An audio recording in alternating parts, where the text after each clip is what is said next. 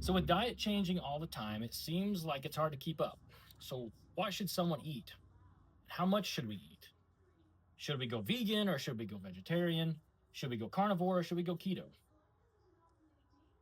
So there's a lot of ways that you can achieve the same goal. And the most important thing is to start with the foundation. Okay. Are you meeting the needs that you have? Are you getting sufficient protein? Okay. Are you getting sufficient dietary fat to support your brain health, your hormones, your cell membranes? Back to the protein, are you getting enough to support not only the function of your organs, but to maintain your muscle mass or build it if that's your goal, or to preserve it while you lose fat? And then do you have sufficient energy through often carbohydrate sources to function at high intensities, to exercise?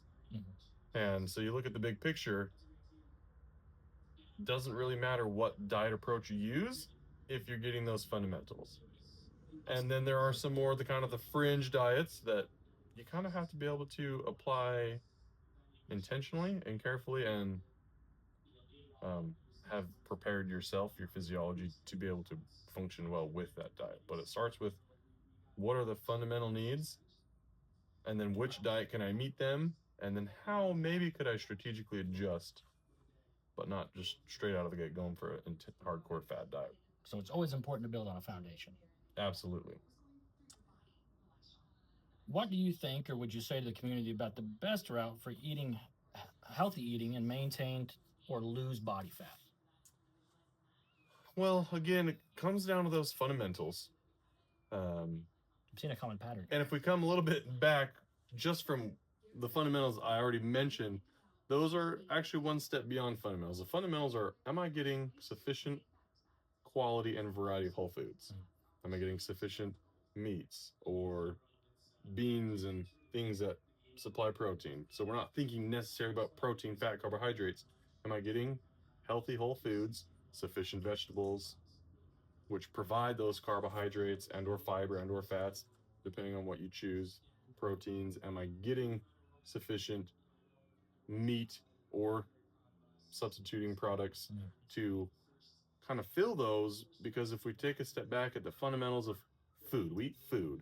So if we think of eating food instead of eating nutrients, we'll get a lot more nutrients by eating a variety of foods than just focusing on, I have to get this much protein, because then we start thinking protein shakes or just eating tons and tons of chicken. Supplementing. But if we think, am I eating a variety of foods? Am I eating fruits and vegetables? Am I eating some nuts and seeds, some beans? Am I eating some grains? Am I eating meats? And these, depending on your goals and your needs, you need different amounts. So back to your question, now we kind of took a step back and we're talking about fundamentals of eating good quality food. Do those foods then contain those protein, carbohydrates, and fats I need? And if they're good quality foods and contain those, they're likely to contain a lot of the vitamins and minerals and things that will help support how we feel and our function. But to kind of eat healthily and lose weight, that's the foundation. Do I have the foods that have the things I need, and not just supplement? And then what do I need to subtract to be in a small deficit to lose weight? And as we go into a deficit, it's stress to our body. So what am I doing to support the maintenance and healthy function of my muscles and joints and brain? Very important. So that's when you think about eating a little more protein in a weight loss phase, while maybe restricting more either fat or carbohydrate, or a little bit of both. Most people it's easier for them to do one or the other. It's easy to just focus on one nutrient. So I'm gonna go keto, I can just cut all the carbs out. Right. I'm gonna go carnivore, I can eat just meat. Again, these are kind of single food / single nutrient choices, right, and focuses. So you don't have to think about the whole thing. But if we're just so focused on building one room of a house, we're not completing the rest of it. Right. So you got to build the whole foundation of the house, not just the bathroom foundation. And then after, like, oh man, I need to build the living room foundation. It's like, and that's kind of what some of these other diets do, is they kind of strip away and just focus on one room at a time. They focus on a room of a house. Right. From dirt to roof instead of building a foundation of good quality foods, then making sure those foods, you eat them in ratios that have sufficient proteins, carbohydrates, fats. If they're a variety of foods, especially if there are a lot of colorful fruits and vegetables, healthy choices of meats that can have fat or not fat, depending on, again, those more subtleties we talked about. They'll supply beneficial nutrients and needs. Then we think, okay, I can make an adjustment to this one room. I can remodel this one room. I can finish building this one, or I can focus now on one food or one nutrient. I can cut out some fat. I'm going to take all the butter out, or I'm going to take all the oil out. I'm going to add a whole bunch of chicken, or I'm going to add some steak, but then I'm going to cut some carbs because that's adding protein and fat. Right. But you build the foundation, then you can kind of get a little more customize what you want to do. But if you build it from a nutrient, it's like trying to build a pyramid upside down. Right. You put the pyramid on its point, and you can only bounce so long. Eventually, it's going to fall over. Right. But if you build it from the bottom up, everything gets stable. Then you can kind of dial in and focus on what minor adjustments you can make. Right. So can you speak to how Breakthrough Fitness, although we constantly are in education and up to date on current research and the dieting and is it protein, is it keto, is it carnivore at the time, how we will not be swayed in our diet change, and then that speak to that foundational structure again of staying healthy, and it'll always be constant to our clients to give them a freedom to quit thinking about what's the next fad. Yeah, so in Breakthrough Fitness, our movement and our food choices follow the same philosophy. We have a foundation of movement, the fundamental movements of the body. We build that foundation, then we kind of specialize and focus. Same with our diet. We've got to have the foods and the major macronutrients that support our shape and our function. And then we can make small adjustments. If, say, for example, we're in a strength-focused phase of our training, same foundation of food, we're going to add a little bit more carbohydrate because that's going to be exercise that generally requires more carbohydrate as a faster energy source.